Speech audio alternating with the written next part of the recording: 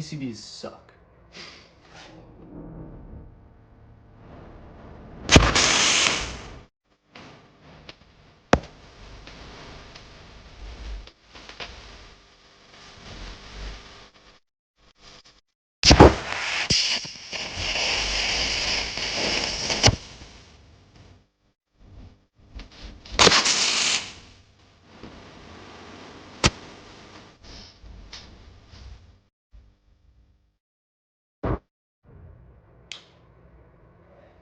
So what do I mean by that?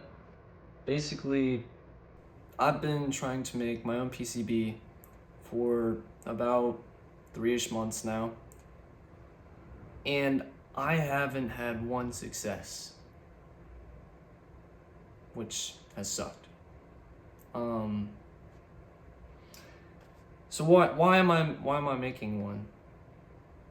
Basically, the Arduino Nano, which has been my go-to for the past 6 months, 8 months that I've been doing this project, and it has sucked to use because the wiring just is, there's so much wiring, and with my PCB I would make it so that it would be directly into the board.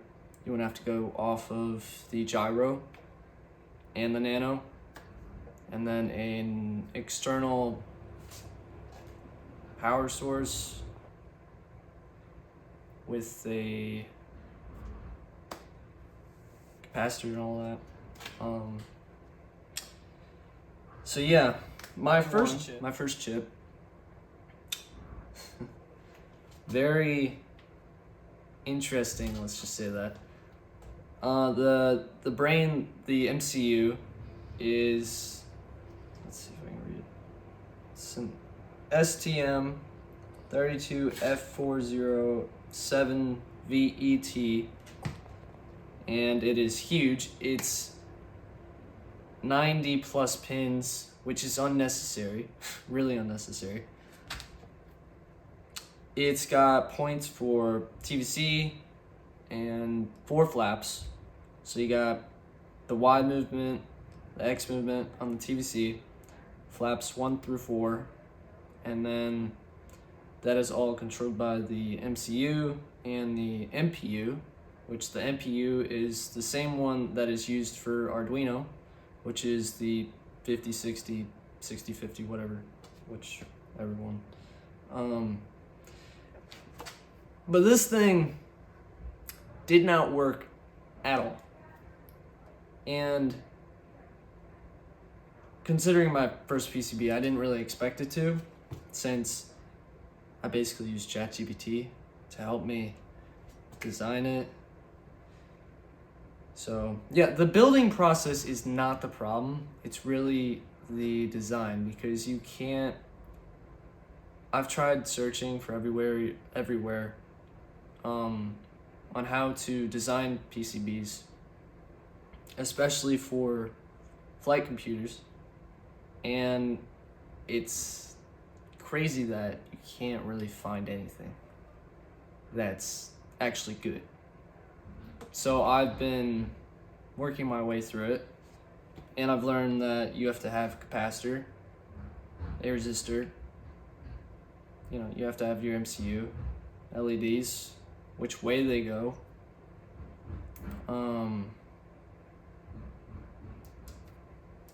yeah, all that sort of stuff.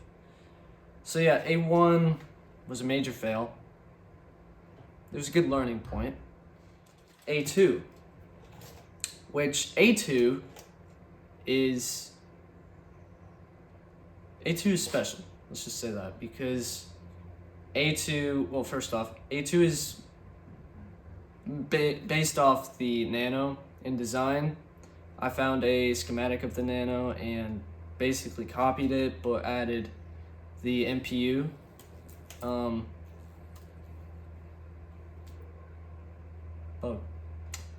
And I just added the header pins that would make it easier to put the the servos onto, so I wouldn't have to go off pin like D12, D9, and like all that. This one actually lit up. Now, if you follow me on X, you remember I posted something like, guys, I did it. And I was super stoked because I actually thought that I achieved what I set out to do. I didn't. Little did I know this thing did not take program code, which is a big factor that you need. So it was, I would say in my mind, this was a partial success, and it's got a special place in my heart because it lit up. I mean, the other one didn't, but then again, it is based off the Nano pretty much entirely. So there's that. But yeah, then I found out that the missing factor was some more header pins for the SWI. It's either that or SPI pins. And I also added a switch to control on and off for power because I didn't want to unplug the battery every time. So I tried the header pins with everything I could. I bought something, it was a USB pass or something, and I tried using that. I tried going off of the Nano, which apparently you can do that. You can, so what you're supposed to do is burn the bootloader, which is supposed to allow you to code the Atmega. I haven't really told you guys what the MCU is. So the MCU is the Atmega, which is on the Nano. The MPU, 5060, 6050. It also uses a USB thingy. I don't know what it's called, but it's so that you can transfer data from the USB port to the MCU for data and all that. So I just lost my train of thought. So this thing was intentionally, like, I called it A2X and not A3 because essentially I didn't change much. It was supposed to be a fix to A2. It still lit up, plus there. I mean, really should not. You get it.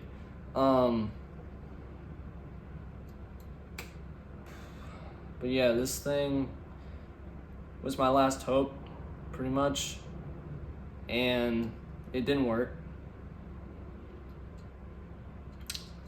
which was really a letdown because I had all my faith in it, and I was delaying this thing. This thing is SM3, which, yeah, let's talk about SM3 real quick. This is my pride and joy and also my worst enemy. The chip that I've been making has been specifically for this because it has flaps and TPC, so lots of power, and the wiring was terrible. So that's another reason why I'm designing my own chip.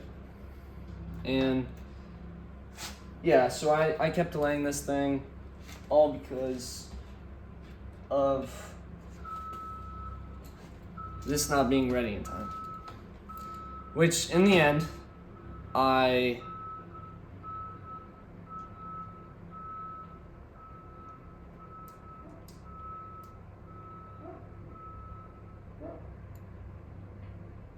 which in the end, I used the Nano to do some flap tests.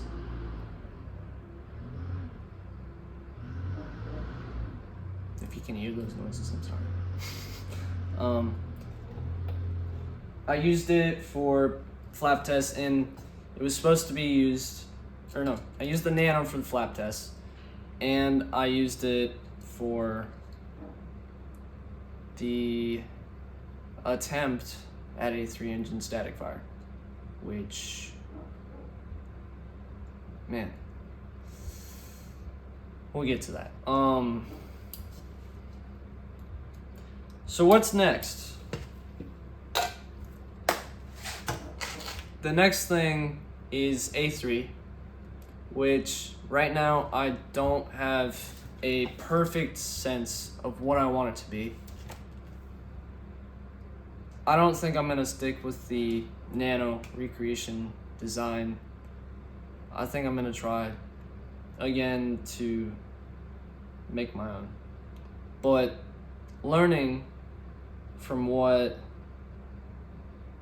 parts to use and A1 through A2X. So, yeah.